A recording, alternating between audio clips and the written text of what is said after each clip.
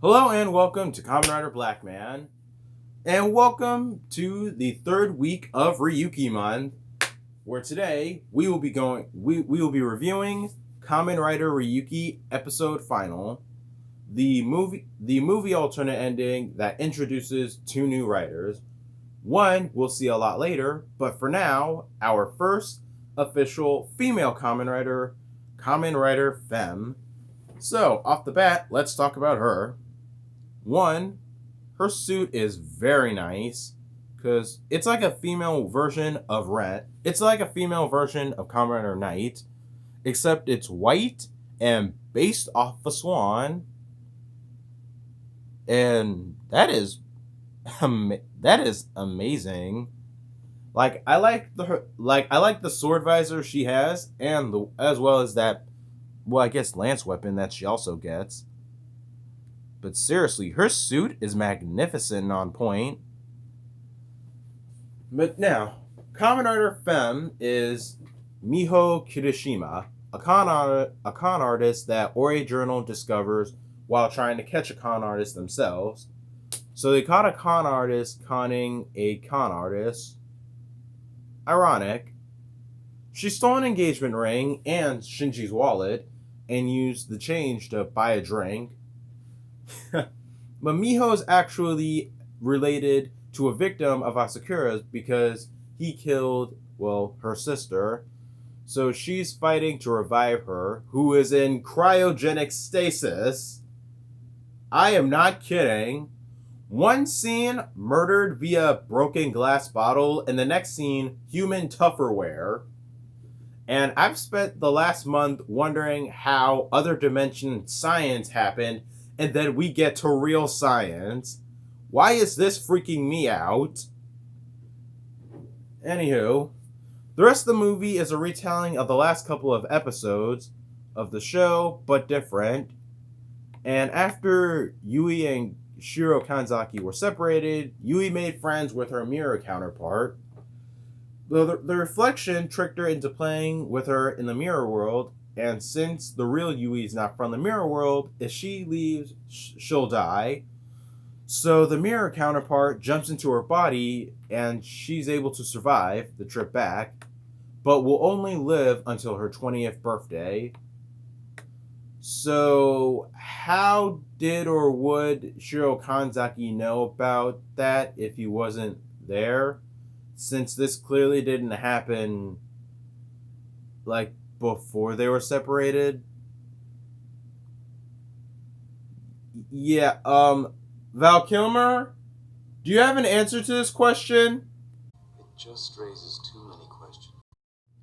And just like the show, Shiro ends the game in 3 days on Yui's birthday. And so, that's that. And the rest of this movie, it's basically, well, for starters, the rest of this movie is a Kamen Rider Agito reunion because almost the entire main cast of Agito returns for this movie.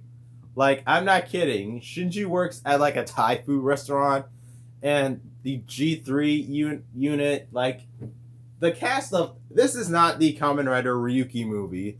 This is the Kamen Rider Agito reunion special. Because seriously, they're everywhere in this. Like, but besides that, on a serious note, in this movie, it's just they. Well, how do I even go forward with this? Like, the rest of this movie is just Miho and Shinji interacting with each other because she possibly likes him. And then at one point, she eventually dies due to injuries because of the second new rider that's in this movie, KamenRider Ryuga. And so let's talk about him. One, it's a dark version of Ryuki. So let's talk about his suit. Ryuga's suit is actually awesome. And it's simply because it's an all black version of the Ryuki suit, which is so freaking cool. Like, it's all black, it's scary as all hell, and it comes with a black drag rider too. So you know it's threatening. And not to mention it's Halloween, so yeah. Although I'm curious about one thing though, the motif for him. Since all the Ryuki riders have like warrior motifs to them, like Shinji's is a Western Knights, I believe. On the wiki, it says that Ryuga's warrior motif is a Chinese soldier. I would specifically like to see how, but it's the wiki, so stuff on there is hardly ever true.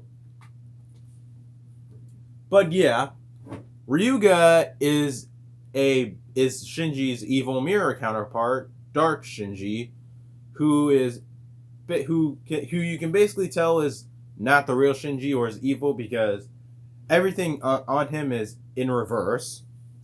And when Miho encounters Dark Shinji, he is trying to kill her. And oh, that's another thing too. Dark Shinji actually kills Oja. Well, he sends a finishing. Well, let's think about this. Ryuga takes out Oja, incapacitating him, and Fem is the one that sends the final blow to Oja, killing him. So he dies. The whole plot point with Zolda having cancer, that's in this, but then he also dies, so he was there, he got a paycheck. Yeah. And like what I said, Fem also dies too due to injuries. And she just dies in a bush until morning. And not a single person notices her. What the hell? How are you not going to notice a dead body on the ground? Like, who is not... Like, there are people... Who is not going to notice someone's legs hanging out or something? Do they expect it's some drunk guy, maybe? I don't know. Maybe where I'm from... Wait, what? What? What?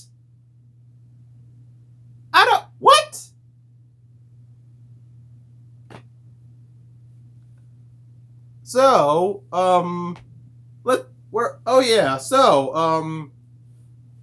as time's coming up and whatnot, Ryuga introduces himself to Ryuki and Night, as well as Yui is also dying soon and quickly. And unfortunately, Yui does eventually die, and with Shiro Kanzaki, he just takes it all in, basically. This movie exists, basically. Like, Ryuki and Ryuga have a fight, and then at the end of this movie, Shiro's probably still in shock, but the end of this movie ends like how it did in the show. Night and Ryuki fight all the monsters out, and end credits.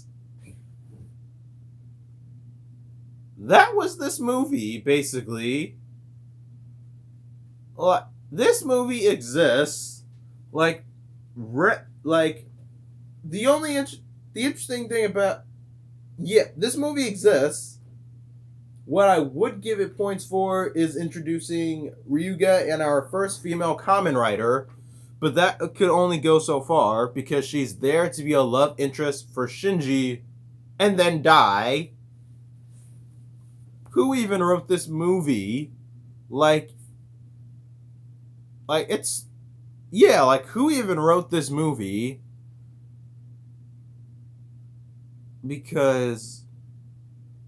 Damn it! God damn it! Toshige Inoue. Why? God damn it! What? Why can I not escape Toshige Inoue at all?